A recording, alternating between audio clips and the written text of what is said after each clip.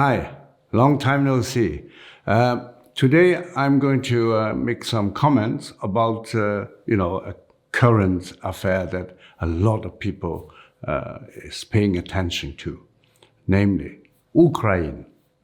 In Ukraine, Russia has started an invasion, a full-scale invasion into Ukraine, and before that, Putin was in Beijing and have signed a kind of agreement with China, how they cooperate. So many people, particularly we in the West, wonder, is Russia and China working together to launch a war against the West? Well, maybe there is a risk, There's a risk for that. But let me together with you, analyze the situation. Well, interesting, first of all, to observe is, just days before the invasion, Putin was telling the world, we would never invade Ukraine. We would never invade another sovereign state. And actually, he even is telling the world that he has planned to withdraw his troops from the border between Russia and Ukraine.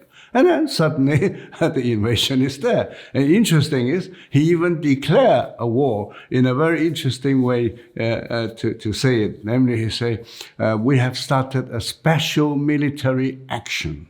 Not a war, a special military action. And he claimed that he's going to do that because the Russian people, Russian nationalities in Ukraine, are suppressed by Ukraine, and that the Russian in the eastern part of Ukraine have established two People's Republic, and they are suppressed and they are attacked by Ukraine. So he is going there to protect all the Russian. Well, I don't think we need to really to spend time to find out, who was lying, who was doing the right thing, but important maybe for us to really find out, is Russia under the leadership of Putin, together with China under the leadership of the communist Xi Jinping, are they really working together to launch a huge war against the whole West? Because you guys should know, I have been talking about the tension in South China Sea and also in Taiwan Strait, And the tension is still there, very high, continue to grow. Military presence from the West or from the democratic countries and China has been just increasing and increasing. So is it a kind of secret plan that Russia start, so to say, in the West and China start a war in the East and dividing the defense power of the democratic country into two parts so that we have difficulty to do it? Well, if that is the case, I think they should actually start in the same time. But more or less the same time. Otherwise, it's not really splitting the forces of your so-called enemy. But it doesn't look like that. And I will tell you why.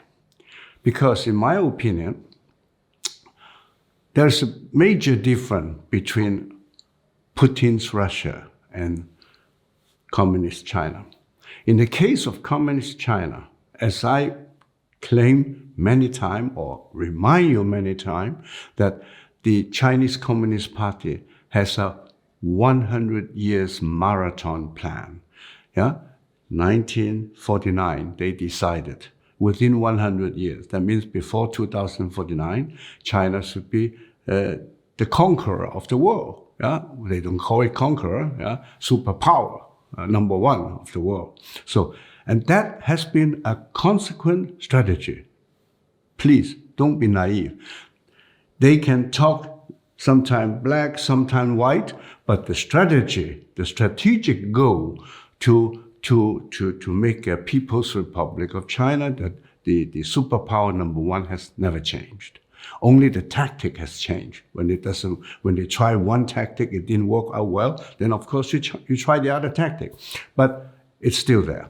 I mentioned to you several times that the strategy was called hide our strength and bide our time. And so Communist Party of China under Xi Jinping think that now our time has come. So they want to show the muscle, yeah, and that's what they are doing with Taiwan and with South China Sea. Now, what about Russia? Well, that's a bit different. I have not been able to see Putin's Russia have a global ambition to conquer the world. No. I believe what he wants, which is also no good, is to rebuild the Russian empire. Yeah? He doesn't call it empire, of course, but to rebuild the big, great Russia. Geographically, as big as Soviet Union. Only that it will not be called socialist or communist state of Russia. Yeah? He called it democratic, okay? But how much democracy, you guys can judge yourself. But important is there is a significant difference, yeah? That Russia, with Putin, doesn't want to be the conqueror of the world. And I don't believe that they will work together with the Chinese communists to together conquer the world. No. They have their own agenda, every one of them. Why I don't believe it? I can give you a very simple answer. Don't forget that Russia, or in Soviet time, 1968, there was even a war between China and Russia at the Chinese-Russian border in the northern part of China. Yeah, was a war with tanks and everything, fighting in the wintertime. I remember very well. Yeah, although they both call themselves socialist country and they call each other the socialist brother, but that's what their brotherhood is.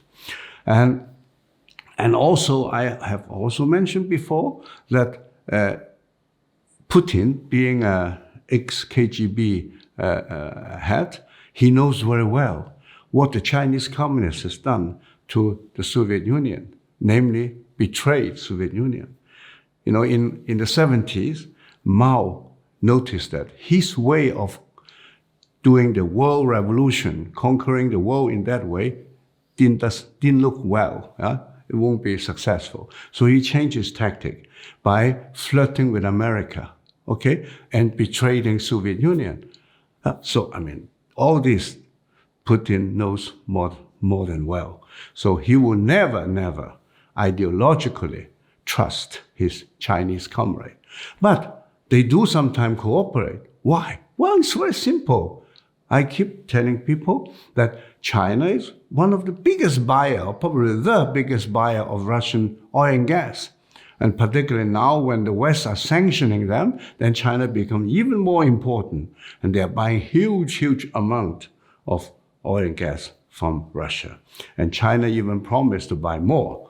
Yeah? So it's a kind of interest-based relationship. And you know that interest-based relationship will only work as long as the interest is still true. I mean, as long as communist China is still paying all the bills from Russia. But one day, when they, for any reason, no longer paying the bill, that's a problem. And another problem is, there is actually an interest conflict also between Russia and China. Namely, in the past 30 years or so, China, under the brand of One Belt, One Road, has been increasing their control over many countries, such as Ukraine, such as Kazakhstan, Uzbekistan, and so on. All these former Soviet republics. And Putin is not happy for that. Yeah? And this is why you can see today, even after the invasion of Ukraine, Beijing's attitude to it is very interesting. Yeah? It doesn't openly, strictly condemn, of course, never condemned Russia invasion, but it also doesn't 100% support the invasion because there is a bit interest conflict. In one way, they want to cooperate with Putin to frighten the West. On the other way, they they have a lot of investment in Ukraine also, and also in other former Soviet republics such as Kazakhstan. Yeah, and actually Putin is not happy that the Chinese influence is increasing in those former republics. So there will never be a really 100% hand-in-hand alliance. Now, then let's come back to the final question: are they together, based on their interest, launching a war against the West by starting the war more or less simultaneously? Maybe tomorrow China will start fighting Taiwan. There's a risk, but I still believe that it is still too early. Why? Well, there's a risk because I said it before, and many other analysts also said that they will never launch a war against Taiwan before the Winter Olympic. Yeah, now the Winter Olympic is over. And they may launch some sort of military action to Taiwan before the 20th Congress of the Communist Party in China, because Xi Jinping wants to show, he is not only saying that he is doing something. Yeah, so that the risk is high. But why China hasn't launched a war to Taiwan?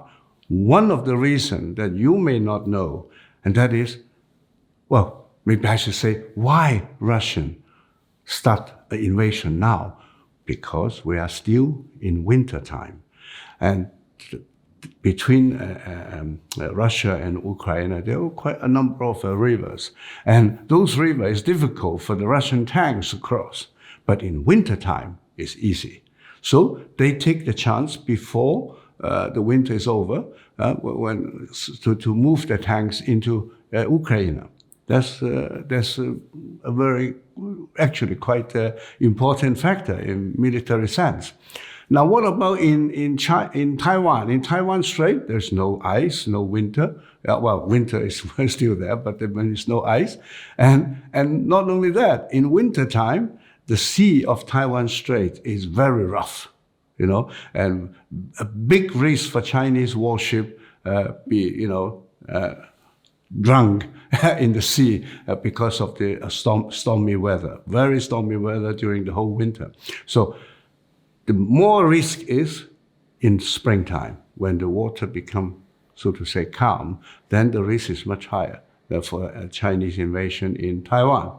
But then the thing is, they don't really synchronize with each other, and because of the weather. So that is also one fact that we have to bear in mind.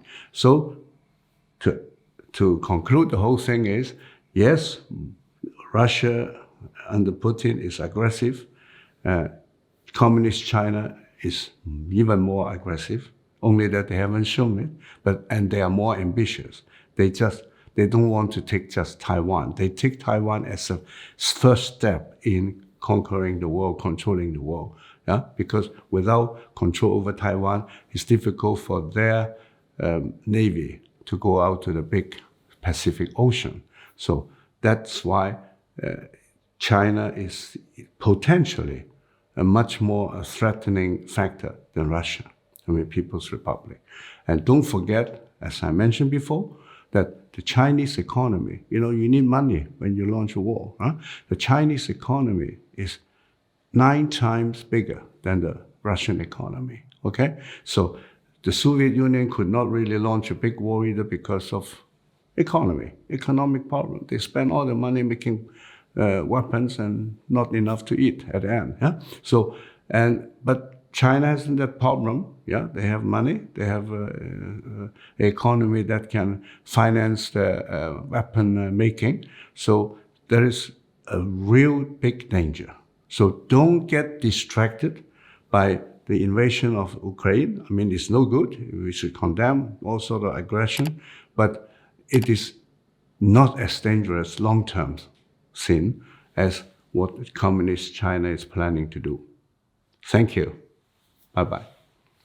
Don't forget to click, check your subscription and click that you like it. Bye.